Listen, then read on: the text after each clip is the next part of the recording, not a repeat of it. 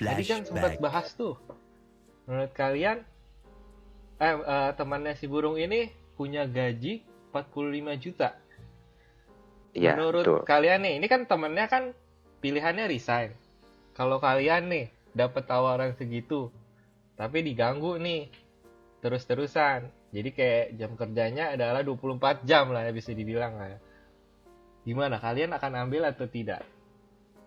Lalu dengan benefit yang sebesar itu, kan akan saya gunakan untuk saya tabung selama beberapa bulan. Lalu di titik di mana saya sudah tidak kuat, saya akan resign. End of flashback.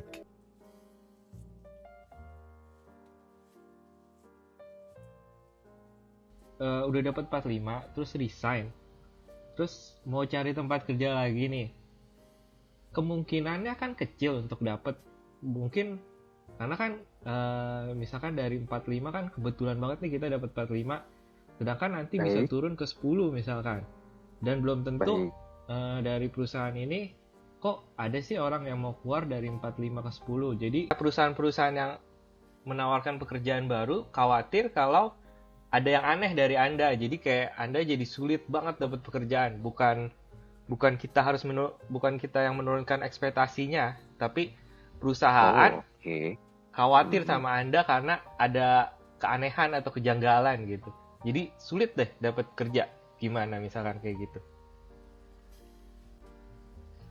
Kalau menurut saya tidak usah diberitahukan saja gaji terakhir kita berapa. Kan perusahaan jadi tidak tahu kalau kita misalkan 45. Kalau misalkan kita berencana untuk melamar di tempat B. Kita lakukan riset di tempat B dengan posisi kita riset juga, posisi kita yang sekarang ini kisaran rata-ratanya berapa? Misalkan 30. Oke, mungkin turun cukup jauh. Lalu kalau kita bisa terima itu, ya sudah, coba kita lamar di tempat B. Lalu kalau misalkan di tempat B tanya gaji kita sebelumnya, ya kita jangan bilang 45. Tapi kita bilang saja hampir sama dengan gaji rata-rata. Oke, Apakah oke. menjawab? Menjawab. Masuk akal kalau gitu. Oke, Baik. boleh lanjut ke Babi. Gimana kalau Anda dapat 45 juta per bulan, tapi kerjaannya toksik banget 24 jam. Nggak bisa berteman dan lain sebagainya lah. Kalau saya hampir sama jawabannya sama kayak burung. Cuman biar perbedaannya adalah saya tidak akan langsung resign, melainkan saya coba bikin planning dulu. Kalau memang yang tadi Kaki bilang kan itu memang masuk akal sih. Kalau kita cari perusahaan lain, pasti HRD-nya bingung kenapa gaji segitu mau keluar. Nah, terus kalau seperti yang tadi burung bilang, ya kita jangan kasih tahu. Ya itu kembali ke diri masing-masing lah ya. Ada yang mau jujur aja kasih tahu kayak gitu, ada yang nggak mau supaya HRD-nya nggak kepikiran. Ini orang kenapa nih? Ada problem apa di tempat kerjaan dia sebelumnya kan? Jadi kalau saya bikin planning, kalau memang susah sekali untuk cari kerjaan, ya lebih baik saya coba untuk memulai sebuah usaha sambil kerja. Misalnya jualan online. Atau yang sekarang lagi bagus kan, misalnya affiliate. Jadi jangan sampai saya berhenti, belum ada kerjaan, belum ada penghasilan. Menarik, berarti bisa dibilang yang satu ngumpulin duit dulu, terus habis itu kalau udah nggak tahan keluar, terus cari kerja baru. Sedangkan kalau yang Babi adalah kumpulin terus kalau udah kekumpul lanjut ke dagang. Nah, oke, menarik, menarik, menarik. Nah, ada pertanyaan lagi nggak nih kalian, dari kalian mungkin?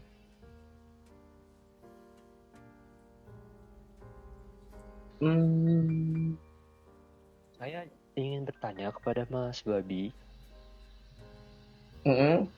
kalau dari tadi kan kita membicarakan tentang masalah tempat kerja yang menguras mental itu hanya dari pekerjaan yang banyak dan juga mungkin jam kerja yang bisa tiba-tiba ada di luar jam kerja yang seharusnya ya. Hmm. Lalu jawaban Mas Babi, pokoknya tetap harus stay di tempat itu sampai dapat tempat yang baru. Betul ya? Betul. Saya ingin bertanya, bagaimana kalau kondisinya seperti ini? Kalau yang namanya mental kita sudah betul-betul burn out, itu kan adalah posisi di mana kita sudah tidak bisa berpikir dengan jernih ya. Lalu mungkin apa yang sebetulnya masalah simple, tapi karena kita sudah burn out banget, jadinya itu sebuah hal yang bahkan kita bisa bingung nih bagaimana harus mengatasinya.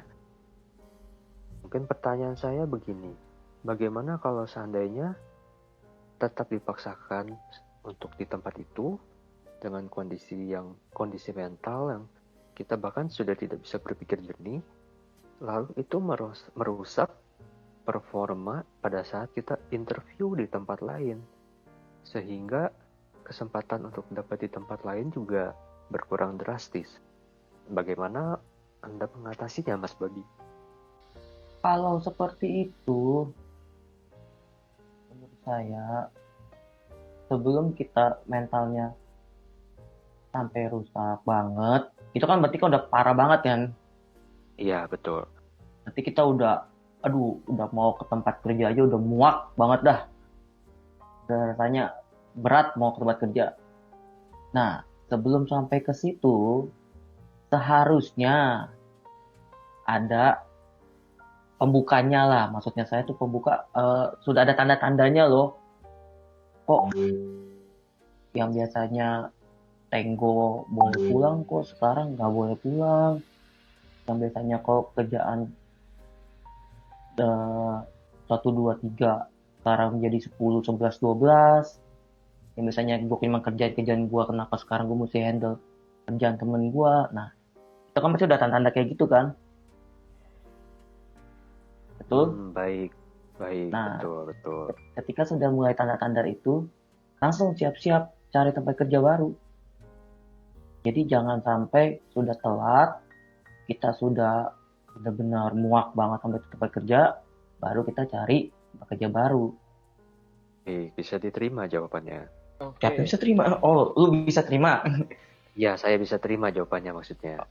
Oke, Nah, oke. dari gua mungkin lanjutin pertanyaannya Burung ya. Tadi kan dia bilang kalau tadi kan lu bilang kalau kita harus batasin sebelum mental kita udah sampai break. Tapi Parah, nih, ya. seandainya misalkan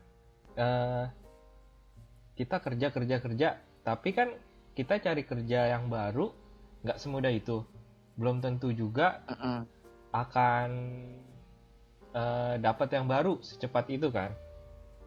Nah, kalau misalkan ketarik sampai misalkan mental kita sampai begitu, sampai breakdown banget lah pokoknya, sampai ke kantor juga kayak Gemuak lah, yang tadi gue bilang. Iya, tapi kita nggak dapet nih kerjaannya nih. Ya, Dari awal yang lu bilang itu sampai ketarik terus. Gimana tuh menurut lu?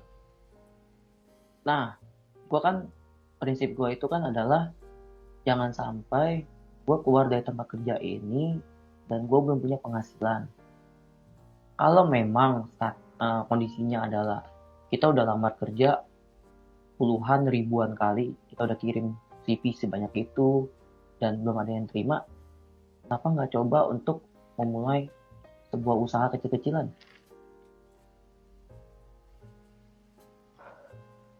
Gimana? Boleh Oke. saya masuk? Boleh lanjut. Boleh? Boleh tanya dulu. Menurut saya, ketika kondisinya kita tidak dapat pekerjaan yang baru dalam waktu dekat, walaupun sudah ribuan ya tadi kalau kata Mas Babi, lalu kita pivot ke berjualan, bukankah itu menjadi sesuatu hal yang lebih sulit?